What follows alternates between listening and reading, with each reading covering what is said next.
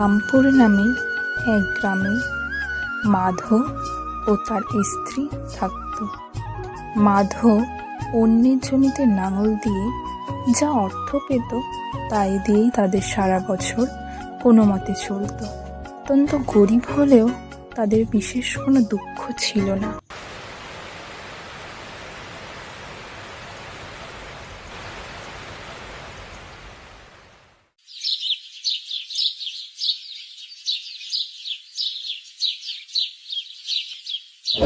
গিন্নি, কাল রাতে যা বৃষ্টি হয়েছে, আজ একটু মাঠে গিয়ে দেখি কারোর জমিতে লাঙল দিতে হবে কিনা।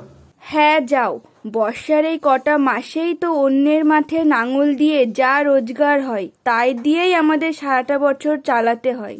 হ্যাঁ, তুমি ঠিকই বলেছো, তবে জানি না কতদিন বা গ্রামের মানুষরা আমাকে দিয়ে তাদের জমি লাঙল দেওয়াবে।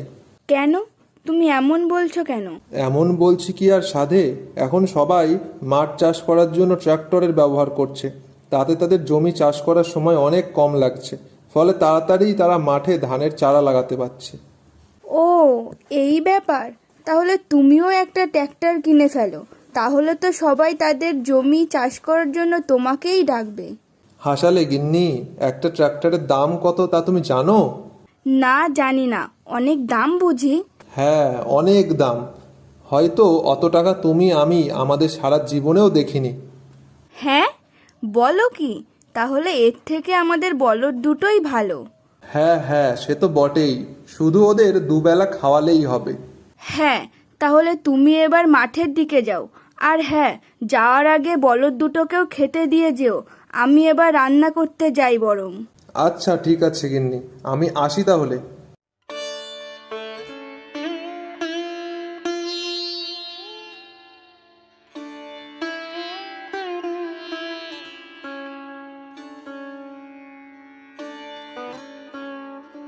নে বাবারা, ভালো করে খেয়ে নে তোরা, আমি মাঠের দিক থেকে ঘুরে আসি, দেখি যদি কেউ তাদের জমি আমাদের দিয়ে লাঙল দেওয়ায়।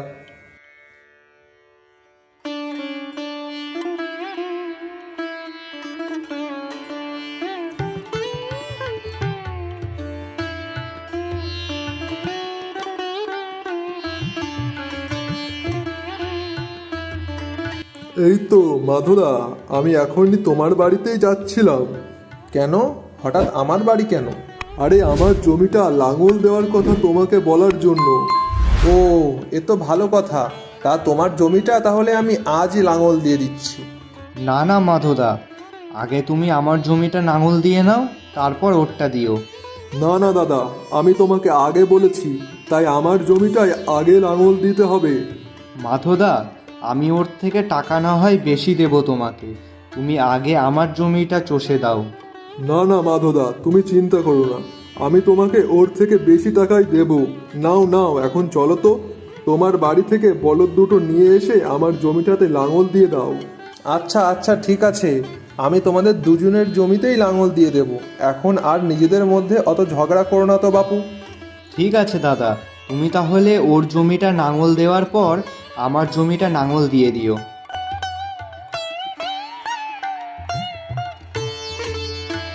এ কি গো দাদা, সামান্য একজন জমিতে লাঙল দেওয়া লোক, আর তোমরা তাকে মাথায় করে রেখেছো কেন?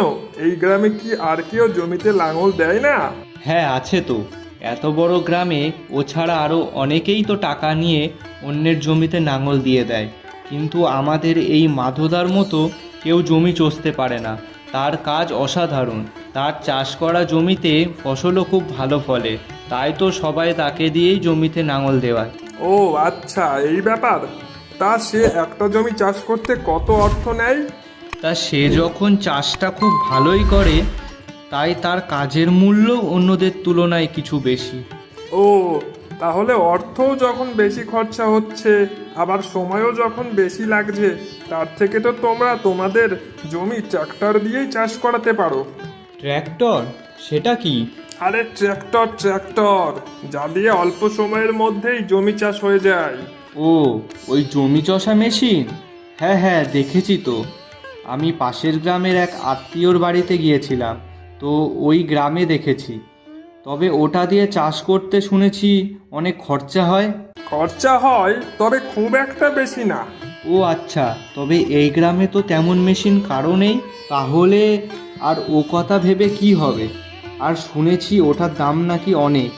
না ভাই, ওর থেকে আমাদের মাধবদার বলদ দিয়ে লাঙল দেওয়াই ঠিক আছে। ও আচ্ছা, তাহলে আমি চলি এখন।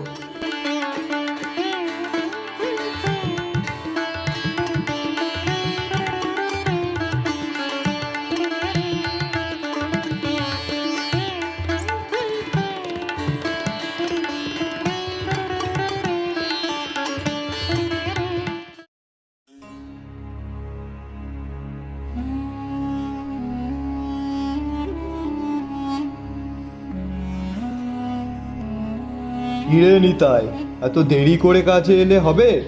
তুই থাকতেও যদি তোর গিন্নিমাকে বাড়ির সমস্ত কাজ করতে হয়, তবে তোকে কাজে রেখে আমার লাভটা কি? ক্ষমা করবেন মালিক, আমার ভুল হয়ে গেছে। আমি আর কখনো দেরি করব না। আচ্ছা ঠিক আছে, আমার মনটা আজ বড্ড ভালো আছে, তাই আর তোকে বেশি কিছু বললাম না। তাই বুঝি বাবু? তা আজ বুঝি কোনো বিশেষ দিন? হ্যাঁ, বিশেষ দিন তো বটেই। আমার ব্যবসায় প্রচুর লাভ হয়েছে, আর সেই সব লাভের অর্থ আজ আমি হাতে পেয়েছি। আহা, সে কথা ভাবলেই না মনের ভিতরটা কেমন নেচে নেচে ওঠে। আচ্ছা, তা তো খুব খুশির কথা। তা আজ তাহলে ভালো কিছু রান্না করি, কি বলে? হ্যাঁ হ্যাঁ, নিশ্চয় নিশ্চয়। তবে সেই সঙ্গে আর একটা চিন্তাও আমার মাথার মধ্যে ঘুরপাক খাচ্ছে। কি চিন্তা বাবু? যদি কিছু মনে না করেন তবে আমাকেও বলতে পারেন। আসলে এতগুলো টাকা বাড়িতে এমনি এমনি ফেলে রাখা বোকামি, তাই ভাবছি যে এগুলো যে কোনো একটা কাজে লাগায়। তবে কি কাজে লাগায় তা ভেবে পাচ্ছি না। ও এই ব্যাপার। তা বাবু, আপনি ওই টাকা আবার আপনার ব্যবসার কাজেই লাগান না? আরে না না, আমি চাইছি এটা দিয়ে একটা নতুন কিছু করতে। বাবু, আমার মাথায় একটা দারুণ বুদ্ধি এসেছে। বুদ্ধি? তাও আবার তোর মাথায়? তা বল দেখি কি বুদ্ধি।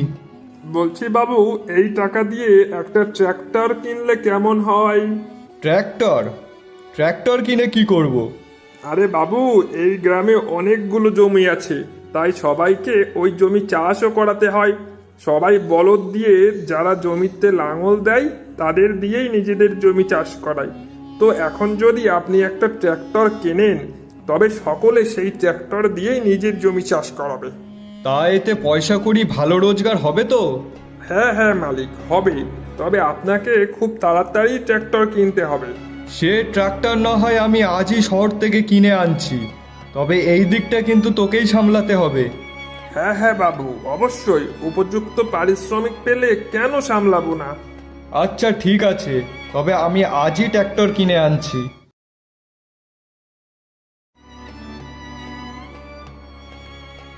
নিতাই, তোর কথা মতো ট্র্যাক্টরটা তো আমি কিনেই ফেললাম।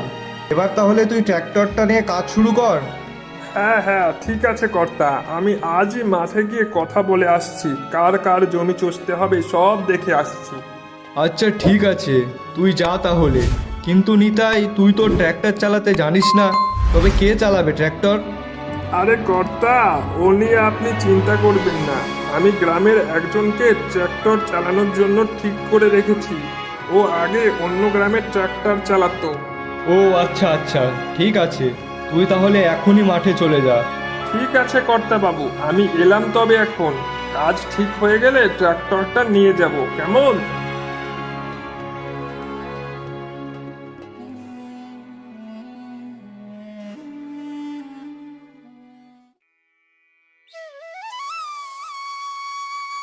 কি গো, কাল এত দেরি করে কাজ করে বাড়িতে ফিরলে, আর আবার আজকে এত সকাল সকাল কাজে চলে যাচ্ছ?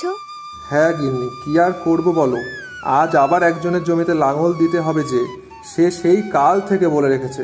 আর তুমি তো জানোই, সারা বছরে এই কটা দিনই তো একটু কাজের চাপ থাকে, বলেই তো সারাটা বছর আমাদের কোনো রকমে চলে যায়। হ্যাঁ, সে তো জানি, তবুও নিজের শরীরের দিকটা তো দেখতে হবে নাকি? একবার অসুস্থ হয়ে পড়লে আর চিকিৎসা করার টাকাও যে আমাদের নেই। কোনো চিন্তা করো না গিন্নি, উপরওয়ালা যেমন আমাদের দুবেলা খাবার জোগাড় করে দিচ্ছেন, তেমন তিনি অসুস্থ হয়ে পড়লে চিকিৎসার ব্যবস্থাও করে দেবেন। আমি এখন এলাম গিন্নি।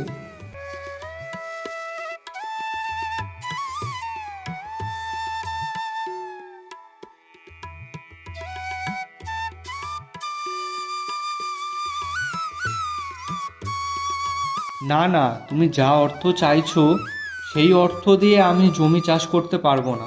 আরে দাদা, অর্থ তো একটু বেশি লাগবেই, কিন্তু তোমাকে এটাও তো বুঝতে হবে যে কত কম সময়ের মধ্যে তোমার অত বড় জমি আমার ট্রাক্টর দিয়ে চষা হয়ে যাবে বলো তো। আর কেউ কি পারবে অত তাড়াতাড়ি তোমার জমি চষতে? পারবে না, পারবে না। তার থেকে তুমি আমাকে দিয়েই তোমার জমিটা চাষ করে নাও।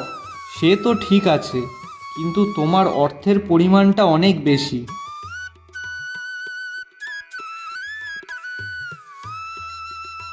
কি গো দাদা, কাল যে আমাকে তোমার জমিটা চষতে বললে, তা তোমার কোন জমিটা আগে চষতে হবে? সে তো ঠিক আছে মাধবদা, কিন্তু এই নিতাইয়ের মালিক ট্র্যাক্টর কিনেছে, তাই ও বলছে ওকে দিয়ে জমিটা চষতে। ও নাকি আজকের মধ্যেই আমার ওই বড় জমিটা চষে দেবে। তাই ভাবছি কি করব। আরে দাদা, চিন্তা করতে হবে না, তোমার ওই বড় জমিটা আমি আজই পুরোটা চষে দিতে পারবো। ও পারবে? তাহলে তো আর কোনো কথাই নেই। চলো তাহলে তুমি আমার সঙ্গে।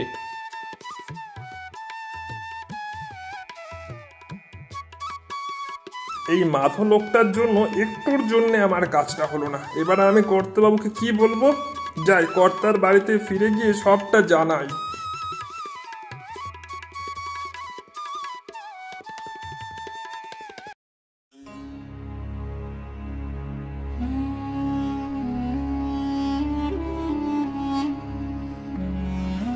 কি রে নিতাই, আজ তাহলে কটা জমির চাষের কাজ পেলি?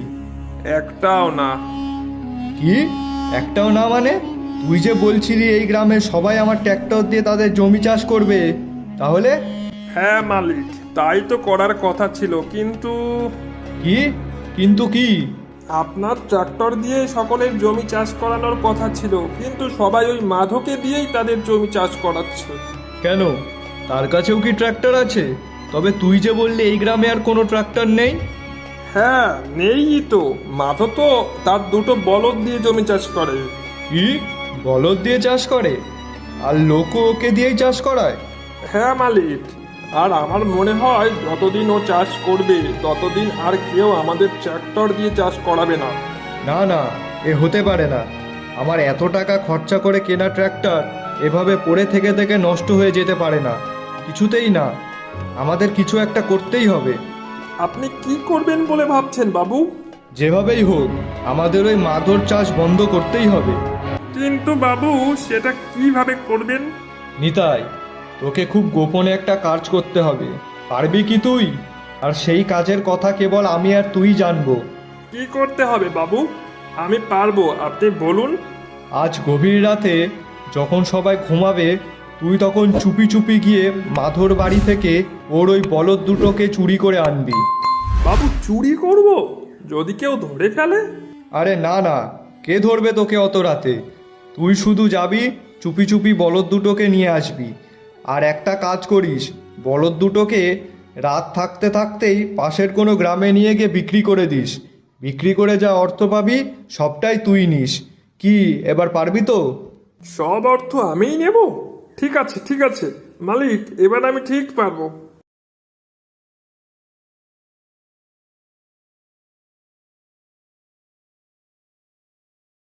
সেদিন গভীর রাতে নিতাই মাধোর বাড়ি থেকে তার বলদ দুটো চুরি করে নিয়ে চলে যায়।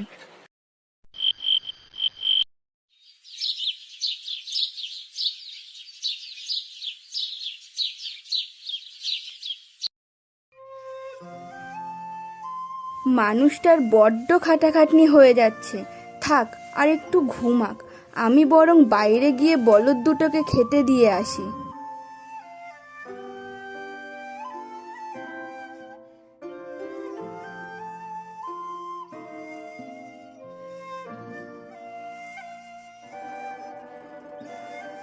এ কি, বলদ দুটো কোথায় গেল? ওরা তো কখনো কোথাও যায় না, এমন তো কখনো হয়নি। তবে কি হলো? আমি বরং আশপাশটা একটু খুঁজে দেখি।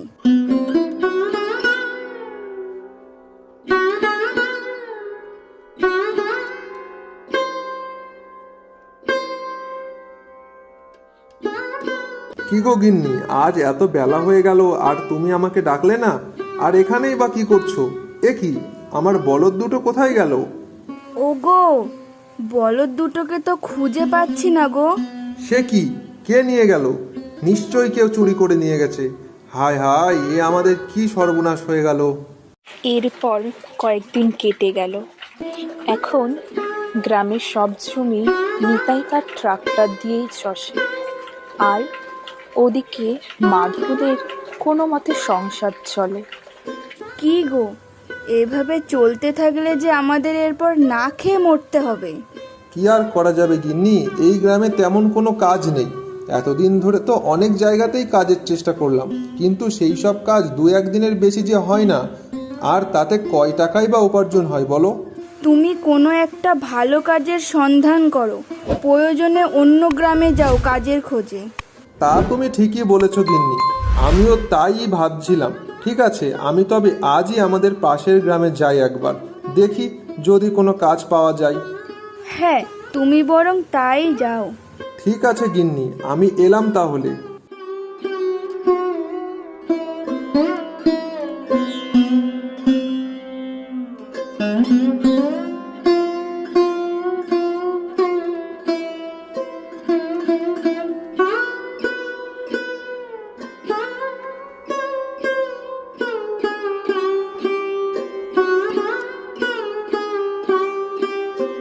আরে আরে, এ দুটো তো আমারই বলদ, আমারই সেই চুরি হয়ে যাওয়া বলদ।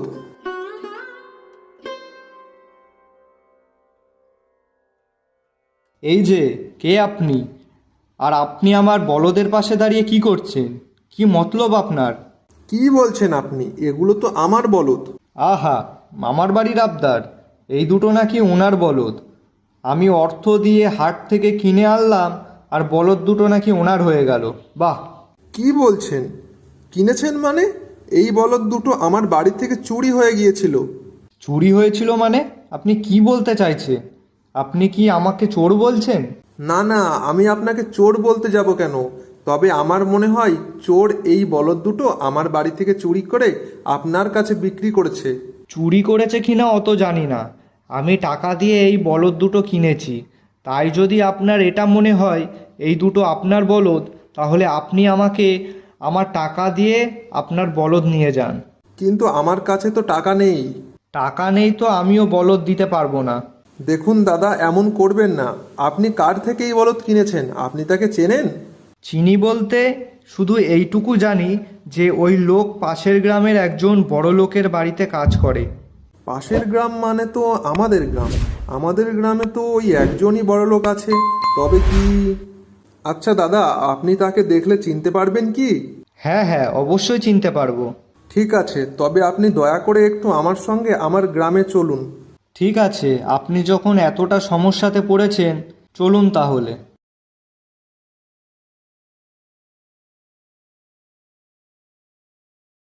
নিতাই, ওহে নিতাই, বাড়িতে আছো নাকি?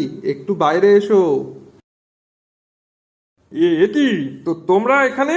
হ্যাঁ হ্যাঁ, এর কাছ থেকেই তো আমি বলদ দুটো কিনেছিলাম। নিতাই, তুই আমার বলদ চুরি করে এনার কাছে বিক্রি করেছিস? না না, আমি কোনো চুরি করিনি। উনি মিথ্যে কথা বলছেন। কি? আমি মিথ্যে কথা বলছি? দাঁড়াও, আমি আমার গ্রাম থেকে সব লোকজন নিয়ে আসি, তারপর সব বোঝা যাবে কে মিথ্যে কথা বলছে। না না দাদা, দয়া করে লোকজন ডাকবেন না। আমার ভুল হয়ে গেছে। আমি স্বীকার করছি যে আমি মাধুর বাড়ি থেকে বলদ দুটো রাতের অন্ধকারে চুরি করে পাশের গ্রামে গিয়ে বিক্রি করে এসেছি। তবে এই কাজ আমি একা করিনি, আমাকে দিয়ে আমার মালিক এই কাজ করিয়েছেন। তোর মালিক তোকে দিয়ে এই কাজ করিয়েছে? কিন্তু কেন?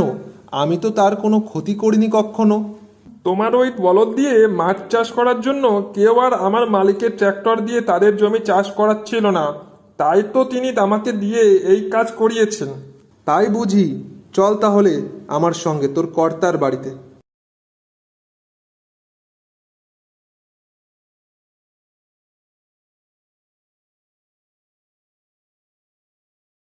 কি ব্যাপার? কারা তোমরা? এভাবে বিনা অনুমতিতে বাড়ির মধ্যে ঢুকে পড়লে যে? কি বলছেন?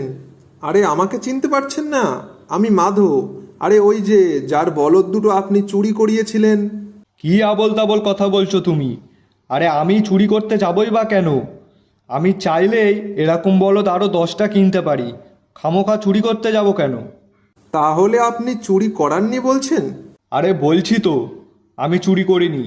ঠিক আছে, তাহলে আমি এবার তাকে ডাকি, কি বলেন? কাকে ডাকবে? নিতাই, একটু ভিতরে এসো তো।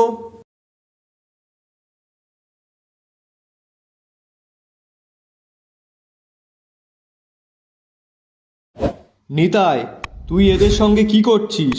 কি বাবু, আপনি এখনো মিথ্যা কথা বলবেন? না, আমায় তুমি ক্ষমা করে দাও। মাধো, আমার ভুল হয়ে গেছে। লোভের বশে আমি তোমার বলদ দুটো চুরি করেছি। ছি ছি ছি, আপনি এত বড় মাপের মানুষ হয়েও এসব কাজ করতে আপনার একবারও বাধলো না? ছি!